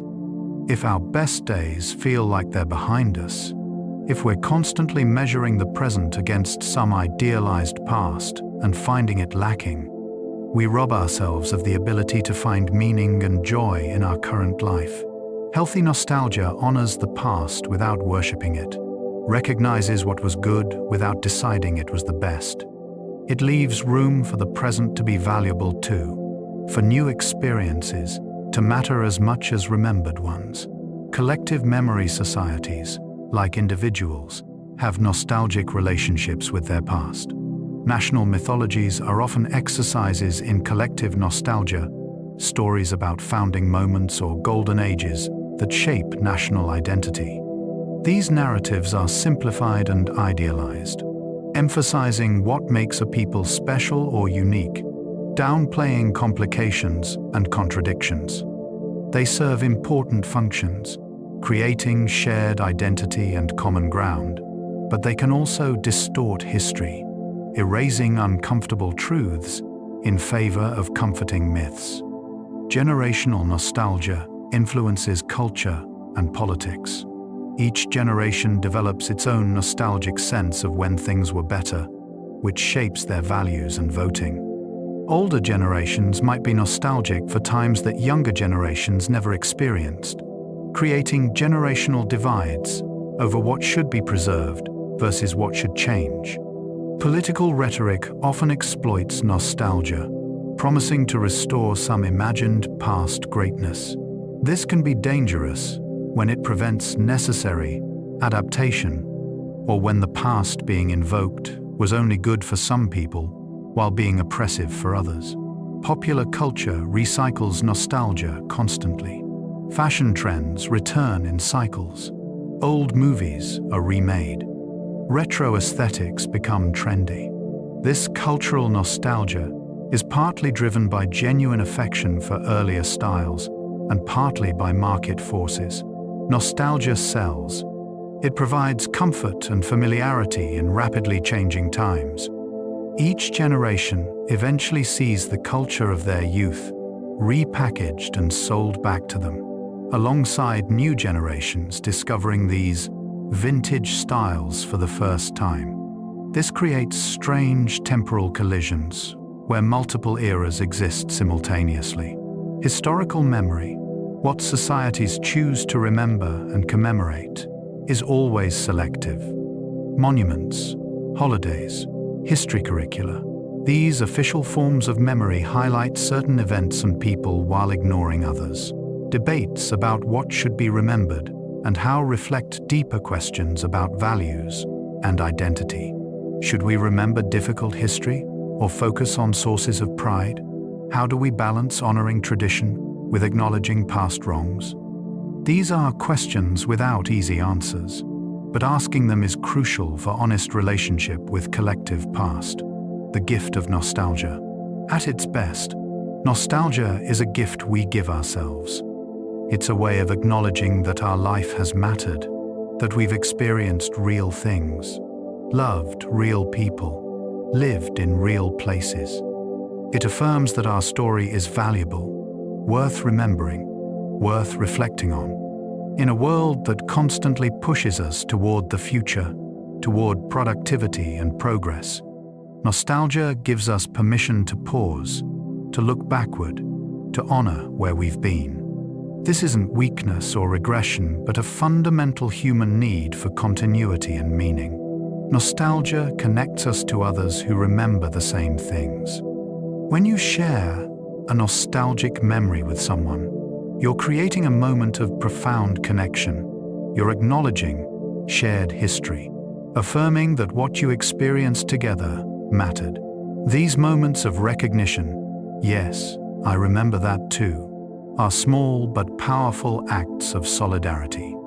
They say, we were there together, we witnessed the same things, our lives touched in ways that still matter.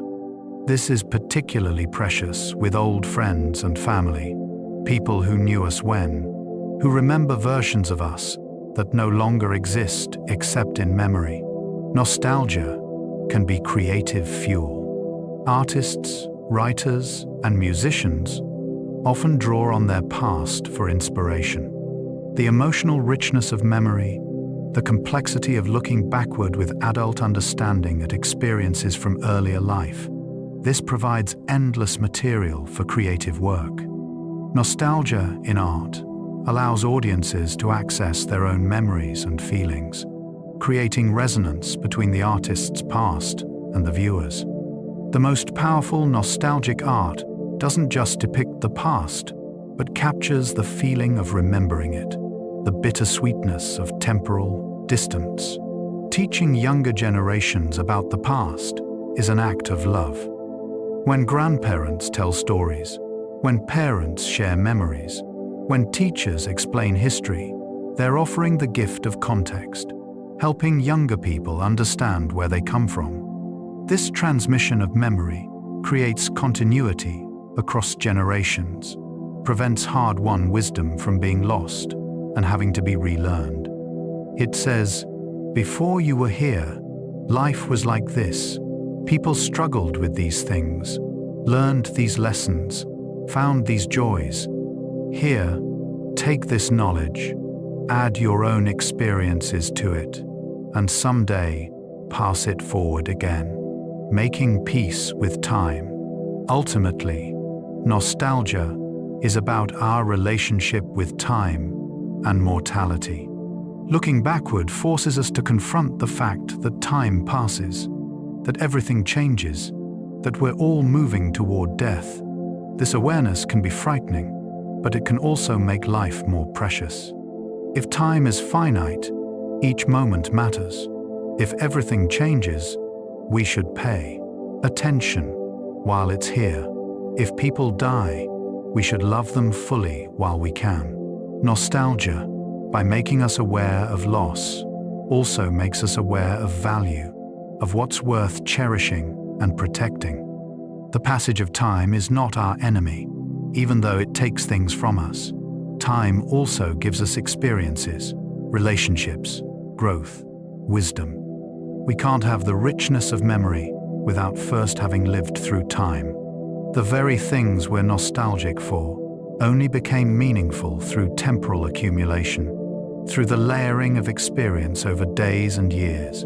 Time is how life happens. Without it, there would be nothing to remember, nothing to be nostalgic for, no story to tell ourselves about who we are.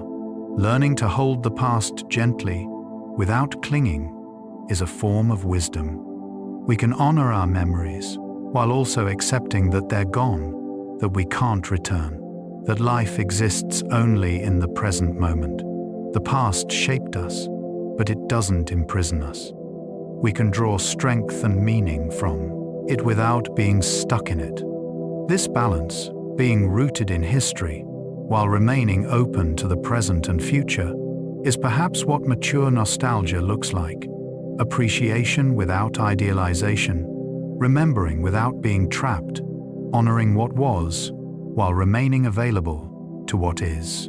A meditation on memory. And so, dear listener, our journey through memory comes to a close.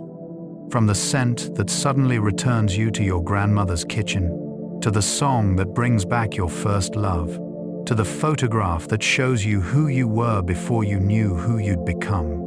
We've wandered together through the landscape of nostalgia. We've seen how memory works, how it stores our past in fragments scattered through the brain, how it rewrites itself each time we remember. We've felt the bittersweet pull of nostalgia, simultaneously comforting and painful, connecting us to who we've been, while reminding us we can't return. We've held the objects that carry our history, the photographs and letters and inherited things that anchor abstract memory in physical reality. We've walked through the places that shaped us, even when they no longer exist as we remember them, even when they exist only in memory itself. We've listened to the music that takes us back, tasted the foods that return us to childhood tables, felt the textures that our bodies remember, even when our minds have forgotten.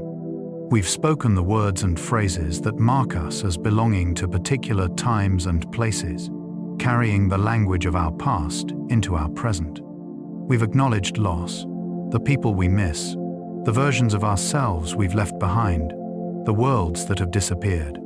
We've recognized how nostalgia intensifies in the face of change, how it provides comfort when the present feels uncertain, how it connects us to others who remember what we remember.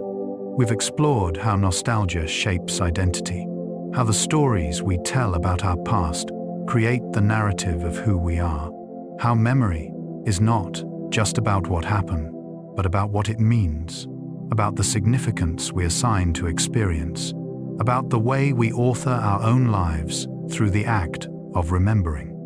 And we've seen that nostalgia, for all its risks of distortion and idealization, serves us. It maintains our sense of continuous self across time. It connects us to others through shared memory. It provides comfort in difficult moments. It helps us find meaning and purpose. It honors what and who came before. It is, in its way, an act of love, a way of saying that our life has mattered, that what we've experienced was real and valuable and worth preserving. The eternal present. But here is something worth considering. Even as you rest here now, becoming drowsy, letting your breath slow and deepen, this very moment is becoming memory. Tomorrow, today, will be yesterday. Next year, this year, will be the past. What feels like the vivid, urgent present is already slipping away, already becoming the raw material of future nostalgia. This doesn't mean we should frantically try to hold on to every moment, taking photographs of everything, documenting constantly. Sometimes the most precious memories are the ones we simply lived, fully present, without thinking about future remembering. The child playing doesn't think, "I want to remember this." They simply play. The person falling in love doesn't think, "This will make a good memory." They simply love. Presence creates the conditions for meaningful memory. Yet there's also value in mindful awareness, in occasionally pausing to notice that right now is happening, that this moment counts, that someday you'll look back on this very time with nostalgia. Your current struggles will be stories you tell. Your current home will be a place you remember. The people in your life now will be people you miss later, or if you're lucky, people you still have, but changed, older, different. This awareness doesn't have to be morbid or sad. It can make life sweeter, can help us appreciate what we have while we have it. When you know that time is finite and everything changes, you might listen more carefully when someone speaks, look more closely at a beloved face, feel more fully the texture of daily life. You might be gentler with others, more patient with their flaws, knowing that someday you'll miss even the things that currently annoy you. Seasons of life. Human life moves through seasons, not unlike the year. Childhood is spring, everything new and growing, the world fresh with possibility. Adolescence and young adulthood are summer, intense and passionate, energy at its peak, everything feeling urgent and alive. Middle age is autumn, a time of harvest and reflection, of seeing the fruits of earlier efforts, of beginning to understand patterns and cycles. Old age is winter, slower and quieter, a time of memory and wisdom, of looking back more than forward. These are imperfect metaphors, of course. Life doesn't move in such neat progressions, but there's something true in the image. Each season has its gifts and its losses. Spring's growth means vulnerability and uncertainty. Summer's intensity can burn. Autumn's harvest is also about things ending. Winter's wisdom is earned through loss. We can't skip seasons or return to previous ones. We can only move through them, experiencing what each offers. Nostalgia is particularly associated with autumn and winter, the later seasons when we've accumulated enough past to look back on, when we're conscious of time passing, when we're more aware of mortality. But even spring and summer create memories that will later become nostalgic. The college student, nostalgic for childhood; the new parent, nostalgic for freedom before responsibility. These are people in earlier seasons already looking backward. Perhaps the wisdom is to recognize what season you're in and try to live it fully. If you're in spring, grow. If you're in summer, burn bright. If you're in autumn, gather. If you're in winter, rest and remember. Don't spend your whole spring mourning that it's not still seed time. Don't spend your summer wishing for spring or dreading autumn. Don't spend your autumn trying to force one more summer. Don't spend your winter bitter that it's not spring again. Each season in its time. Each season with its beauty. Each season worth experiencing rather than resisting. The weight of years.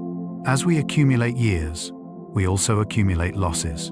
This is unavoidable. The longer we live, the more people we love who die, the more places that change beyond recognition, the more versions of ourselves we leave behind. The weight of years is partly the weight of all this accumulated loss, all these endings and changes we've survived. Yet, it's not only loss. The years also bring accumulated joy, love, experience, wisdom, stories, connections. Every loss implies something that mattered, someone who was loved, an experience that was valued. You can only lose what you first had. The pain of nostalgia is proof that your life has contained things worth remembering, worth missing, worth honoring. Some people fear getting older because they fear this accumulation of loss. They resist nostalgia because looking backward hurts too much. They try to stay focused only on the present and future, avoiding memory. This is understandable, but ultimately impossible. Memory doesn't ask permission. The past doesn't stay quietly contained. It emerges in dreams, in unexpected moments, in the way your hand moves to perform some long-practiced gesture. Other people embrace aging and nostalgia, understanding that the weight of years is the weight of a life fully lived. They collect memories like treasures, enjoying the richness of having a long story to tell themselves, many chapters to reflect on. They make peace with loss as the price of love, with change as the nature of existence. They understand that trying to avoid pain by avoiding attachment is a kind of death, while still alive. Gratitude and regret. Nostalgia often contains both gratitude and regret, thankfulness for what was and sadness for what wasn't, what couldn't be, what we failed to do or be. These two feelings intertwine, complicated and human. We're grateful for the childhood we had, while regretting we didn't appreciate it more at the time. We're thankful for time with someone while regretting we didn't say what we felt. We're glad we took certain risks while regretting others we didn't take. Regret is a difficult emotion because it focuses on the unchangeable. What's done is done. Choices made cannot be unmade. Time past cannot be recaptured. Dwelling in regret can be destructive, keeping us stuck in the past, unable to fully engage with the present.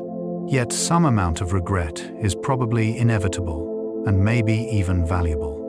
It shows we've learned, we've grown, we now see things we couldn't see before. Regret means we're wiser now than we were then. The challenge is to acknowledge regret without being consumed by it, to let it inform future choices without letting it poison present life, to think, I wish I'd done that differently, while also accepting, but I did what I did with the knowledge I had then, and I can't change it now, and I can choose differently going forward. This is hard work, this balance between honest acknowledgement and self-forgiveness. Gratitude is easier to bear but equally complex. When we feel grateful for the past, we're acknowledging both what we had and that it's gone. Gratitude contains awareness of impermanence.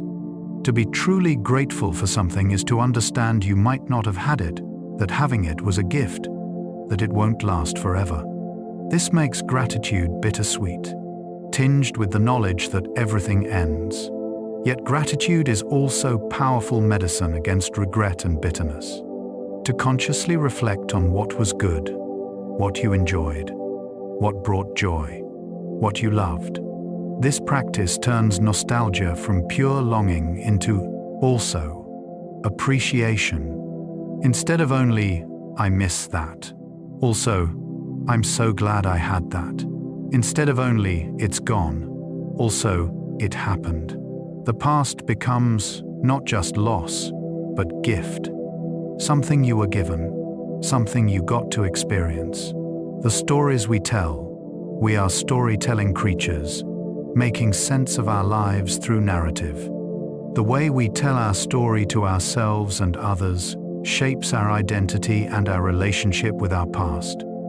Some people tell redemption stories, how they overcame hardship and became better. Some tell tragedy stories, how things were good but then went wrong. Some tell comedy stories, finding humor and absurdity in experience. Some tell quest stories, about searching and finding or not finding. Some tell love stories, about connection and loss and connection again. None of these is the only way to tell a life. The same events can be shaped into different narratives depending on what you emphasize, what meaning you assign, where you begin and end the story. This isn't dishonesty, it's the nature of narrative. Every storyteller makes choices about what to include and exclude, how to interpret events, what themes to highlight. In telling our life story, we're simultaneously remembering and creating, reporting and authoring. Nostalgia is often where we do this narrative work. In remembering, we're also shaping, deciding what matters, finding patterns and meaning. We're not just passively recalling, but actively constructing the story of who we've been and therefore who we are. This is why people sometimes remember the same event very differently. They're not necessarily wrong. They're telling different stories, emphasizing different aspects, finding different meanings. The story you tell yourself about your life has real effects on your present well-being. If you tell yourself a story of victimhood and loss, if your nostalgia is only bitter regret for what went wrong, you're likely to feel helpless and sad in the present. If you tell yourself a story of resilience and growth, if your nostalgia includes appreciation for lessons learned and hard times survived, you're likely to feel more empowered and hopeful. The past is fixed, but the story you make from it remains flexible, available for revision as you grow and change. This doesn't mean lying to yourself or pretending bad things were good. It means finding a narrative frame that's honest but also serves you, that acknowledges pain without making pain the only truth, that recognizes both what was lost and what was gained, that holds complexity without being crushed by it. Forgiveness and acceptance. Much of the work of healthy nostalgia involves forgiveness, both of others and of ourselves. The people in our past hurt us sometimes, failed us, disappointed us. We hurt and failed and disappointed them too. Looking back with adult understanding, we might see everyone's actions more clearly, See the contexts and pressures and limitations that shaped behavior. This doesn't excuse real wrongs, but it can create space for understanding, for release of old anger and resentment that no longer serves any purpose. Forgiving others for past hurts is often easier than forgiving ourselves. We tend to be harshest judges of our own actions, replaying mistakes, criticizing choices, maintaining internal prosecutions that last for years or decades. Nostalgia can become a form of self-punishment, constant reviewing of what we did wrong, how we failed, what we should have done differently. This kind of remembering is toxic, preventing healing and growth. Self-forgiveness requires accepting that you were who you were, knew what you knew, had the capacities and limitations you had at that time. You can't hold your past self to the standards of your current self. You didn't know then what you know now. You weren't as wise, as patient, as skilled, as mature. That's not weakness, that's being human. Everyone is works in progress. Everyone's life is a process of learning, through trial and error, success and failure, hurting and being hurt, and hopefully learning to do better. Acceptance is related to forgiveness, but slightly different. Acceptance means making peace with what was, not in the sense of approving of everything that happened, but in the sense of no longer fighting against reality, no longer wishing things had been different, no longer holding out hope that the past might somehow change. The past is what it was. Your life up to this moment has been what it's been. You can't rewrite it. You can only accept it and move forward from here. This acceptance is not resignation or defeat.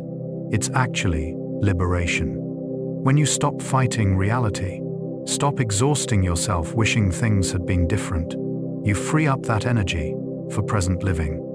You can finally put down the burden of anger and regret and resentment that you've been carrying. The past becomes just the past, neutral, simply what happened, no longer requiring your constant emotional engagement and suffering. The children we were looking back at your childhood self can be an exercise in compassion. That child was you, but also wasn't you. They were a different person in many ways, limited by age and experience, doing their best with what they had. When you look at childhood photos or remember childhood experiences, try to see that child with tenderness, the way you might look at any child who's trying to make sense of a confusing world, who's learning and growing, and inevitably making mistakes. Many people are cruel to their childhood selves, judging them harshly for being afraid, for not understanding, for being awkward or strange, or too much or not enough. But children are doing incredibly difficult work, figuring out how to be human, how to navigate a world they didn't design and don't control. They deserve compassion, not condemnation. Your childhood self did the best they could. They survived to become you. That's worth honoring. Sometimes, nostalgia allows us to be the adult we needed when we were children. In remembering difficult childhood experiences, we can offer our past selves understanding and comfort, can imagine speaking to that child and saying, "It's okay, you're doing fine. This is hard, but you'll survive it.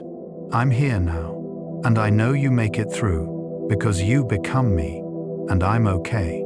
This might sound strange, but it can be genuinely healing, a way of providing for ourselves what we didn't receive then. Other times, nostalgia for childhood is about reclaiming what was good, what brought joy, what sparked wonder. As adults burdened with responsibility and awareness of life's difficulties, we can look back at childhood play, imagination, curiosity, sense of possibility, and try to bring some of that forward. We can't become children again, but we can try to integrate some of childhood's gifts into our adult lives, maintaining space for play and wonder alongside our necessary seriousness. The endless becoming. Human beings are never finished.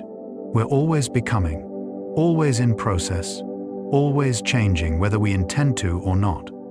This means that who you are now is not who you'll be in 10 years, just as who you are now is not who you were 10 years ago. You're always leaving behind versions of yourself, always becoming someone new. This constant transformation is both exciting and sad, potential and loss intertwined. Nostalgia acknowledges these shed selves, these previous versions we can no longer inhabit. The teenager you were, the young adult, the person you were before you had children, or lost your parent, or changed careers, or survived illness, or fell in love, or any other significant life event. All of these are gone. They're preserved in memory but can't be revived. You've changed, and some changes are irreversible. You can't return to innocence once you've gained experience. You can't unknow what you've learned. You can't unfeel what you've felt. Yet continuity exists within change. Something essential carries through all the transformations. You're still you, however much you've changed. The core self persists, even as circumstances, beliefs, behaviors, and even personality traits shift. Part of nostalgia's work is tracing this thread of continuity, recognizing yourself across time, seeing how the child connects to the adolescent, connects to the young adult, connects to the middle-aged person, connects to the elder. Different but same, changed but continuous. This perspective can provide comfort. When present life feels uncertain or you feel lost, looking back can remind you that you've weathered changes before. You've survived transitions. You've adapted and persisted. The self that made it through previous challenges is still here, still capable, still resilient. Your history provides evidence of your strength, proof that you're more durable than you sometimes feel. The practice of remembering, truly remembering, is an active practice, not a passive experience. It requires attention, intention, willingness to sit with difficult feelings, patience with the gaps and uncertainties in your own memory. It means regularly taking time to think about your past, to look at old photos, to tell stories, to honor what and who came before. This practice keeps your history alive, keeps you connected to your full self across time.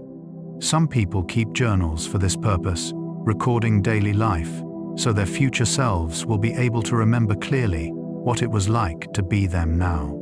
These journals become time capsules, preserving not just events, but thoughts and feelings, the internal experience of living through particular moments. Reading old journals can be disorienting, finding forgotten concerns that once felt urgent, discovering that you've solved problems you didn't remember having, seeing how much has changed.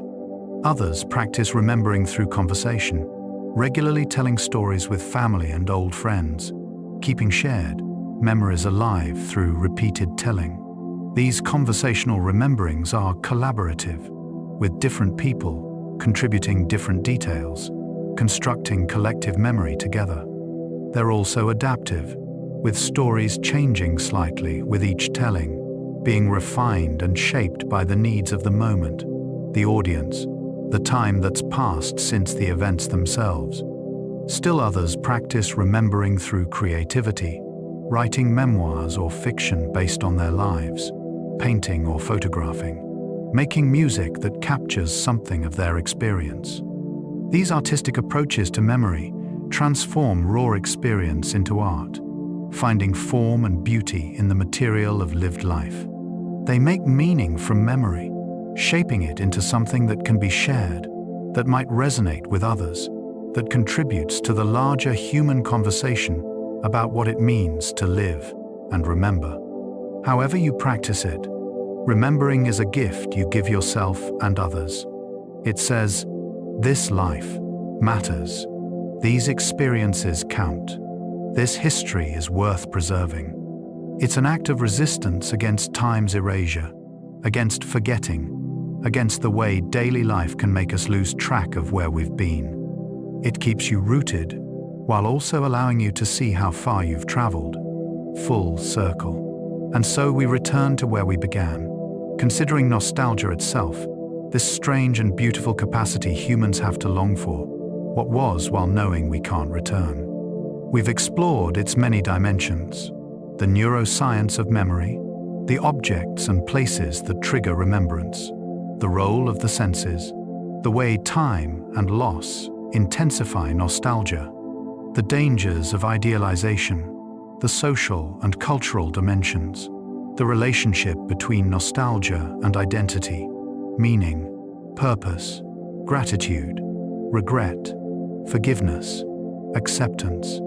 We've seen that nostalgia is not simple or single, but complex and multiple, containing joy and sorrow, connection and loneliness, comfort and pain. We've acknowledged its risks, while also recognizing its gifts. We've understood it as both personal and universal, unique to each individual's history, while also being something all humans experience in their own ways. Most importantly, perhaps, we've recognized that nostalgia is about love. It's about loving what and who came before enough to miss them, to honor them, to keep them alive in memory. It's about loving your own life enough to want to remember it, to find it meaningful enough to be worth preserving. It's about loving the people who shared your journey enough to maintain the stories, to keep the connections, to pass forward what matters. The opposite of nostalgia isn't presence or forward thinking. It's amnesia, forgetting, disconnection from your own history, and therefore from yourself. To be incapable of nostalgia would be to live in eternal present, unable to learn from the past or maintain continuous identity, unable to be shaped by experience because you couldn't remember it, unable to honor what came before because you wouldn't know it had existed. So embrace your nostalgia, but hold it wisely. Let it connect you to your full self and to others who share your memories. Let it provide comfort and meaning. Let it honor what was good. Let it help you learn from what wasn't. But don't let it trap you in the past. Don't let it prevent you from fully living now. Don't let it convince you that the best days are behind you and nothing ahead can compare. The past was real and mattered. The present is real and matters. The future will be real and will matter. All are part of the same continuous stream of time that is your one precious life. Rest. Now, as we come to the end of this exploration, as your eyes grow heavy and your thoughts begin to drift, let yourself simply rest with these ideas, these memories, these feelings that nostalgia brings. You don't need to hold on to anything tightly. Let your memories exist gently in the background of your awareness, neither clinging nor pushing away. Think of nostalgia as a soft light, warm and golden, illuminating the path you've traveled. It shows you where you've been, but it doesn't demand that you walk backward. It honors the journey while leaving you free to continue forward. In its glow, you can see both who you were and who you've become, and you can appreciate the distance traveled, the growth achieved, the lessons learned. Your past is part of you, but it doesn't define you completely. You are more than your history, even as your history has made you who you are. You carry within you all the versions of yourself you've ever been, and you're also something new, something current, something still becoming. This paradox is the heart of human existence. We are always ourselves and always becoming someone new. As sleep approaches, let the memories float through your mind without trying to hold them or direct them. Your grandmother's voice, your father's laugh, the smell of your childhood home, the feeling of sun on your face during a long ago summer, the sound of rain on the roof of a place you no longer live, the faces of friends you haven't seen in years, the taste of a meal you'll never eat again, the sensation of being held when you were small and safe. Let these memories be gentle waves washing over you, each one acknowledged and then released, making room for the next. You don't need to keep them all at the forefront of consciousness.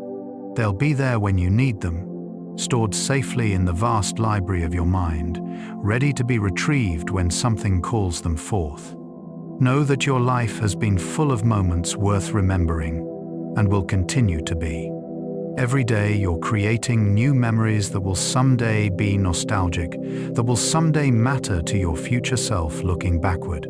This very moment, this very night, lying here in the darkness, thinking about memory and time and the passage of life, this too will be a memory someday, something you'll look back on and feel tender about, recognizing who you were and what you were thinking about when you couldn't sleep on this particular night. The weight of years, the accumulation of experience, the gathering of memories. These are not burdens, but riches. They're proof that you've lived, that you've loved, that you've mattered. They're the substance of your unique existence, the particular shape of your one irreplaceable life.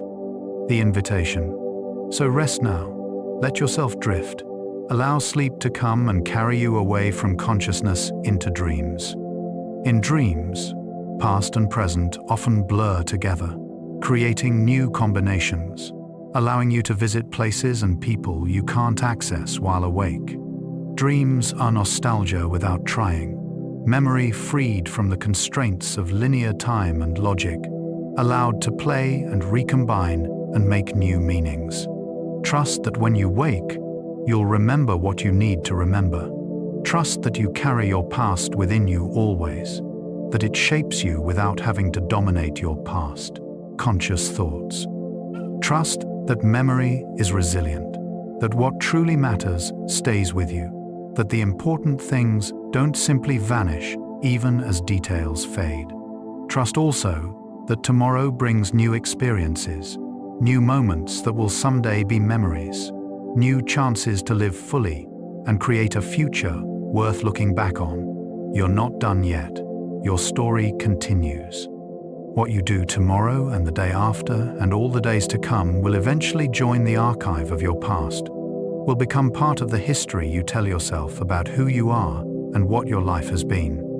But that's for tomorrow. For now, for tonight, simply rest. Let your breath slow and deepen. Feel your body settling more heavily into comfort. Allow your thoughts to become less distinct, more dreamlike, floating and drifting, without direction or purpose. Picture yourself on a quiet evening, perhaps in a place you loved from your past, perhaps in a place you hope to go in your future, perhaps in a place that exists only in imagination. The light is soft, the temperature comfortable, the air gentle. You're safe here, held by the night, embraced by the darkness that asks nothing of you, except that you rest. The stars above, if you can see them, shine with light that began its journey years ago, decades ago, centuries ago. Looking at stars is always looking backward, seeing light from the past.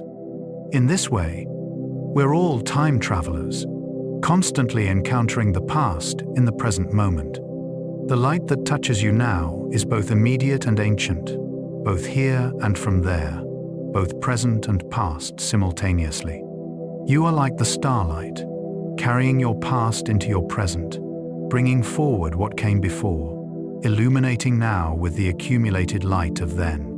And like starlight, you're beautiful, worthy of attention, part of a vast network of light and being that extends across time and space, connecting everything to everything, making isolation impossible because we're all made of stardust and memory, light and longing, presence and past intertwined. The final drift. So let yourself float now. Let your mind wander where it will, through the corridors of memory if it chooses, or into abstract spaces of color and sensation, or simply into the peaceful blankness that precedes sleep. There's no right way to do this, no correct path to take. Simply allow whatever happens to happen. If memories arise, greet them kindly and let them pass. If emotions surface, acknowledge them and let them move through you. If you find yourself thinking about people you miss, send them love across the distances of time or space or death that separate you. Know that love doesn't end, doesn't diminish, doesn't require the loved one's physical presence to remain real and powerful. You are held by the long chain of being that stretches behind you. All the people whose lives led to yours, whose choices and chances and accidents of fate resulted in your existence. You're connected to everyone who came before and everyone who'll come after. You're a link in a chain that extends infinitely in both directions, backward into the past and forward into the future. But you're also just yourself, one person living one life, having one experience of consciousness and time and memory. Just you, here, now, breathing in darkness, thinking these thoughts, feeling these feelings, being this particular configuration of matter and energy and awareness that is yourself and no one else. Both things are true. You're connected to everything and you're utterly singular. You're part of the great pattern and you're a unique instance within it. You matter infinitely and you're one small moment in the vast sweep of time. You're important beyond measure and you're a tiny spark in an incomprehensibly large universe. Hold both truths gently as you drift towards sleep. You're everything and nothing, all and one, eternal and momentary, vast and small, connected and alone, remembered and forgotten, past and present and future, memory and dream, conscious and about to be unconscious, awake and about to sleep. Sleep now, rest now, let go now. The night holds you, memory holds you, time holds you. And in the morning, when you wake, you'll still be you, carrying your history forward into a new day, making new moments that will someday be nostalgic, living the life that will one day be the past you remember with tender longing. But that's for tomorrow. Tonight, there's only this: breath slowing, body settling, mind quieting, the gentle descent into sleep, into dreams, into rest. Good night. Sleep well. Let nostalgia carry you softly into peaceful darkness, where the past and present dissolve into timeless being, and you're finally, fully, simply here. Here in the quiet, here in the dark, here in the vast, gentle now that contains all that was and all that will be. Rest.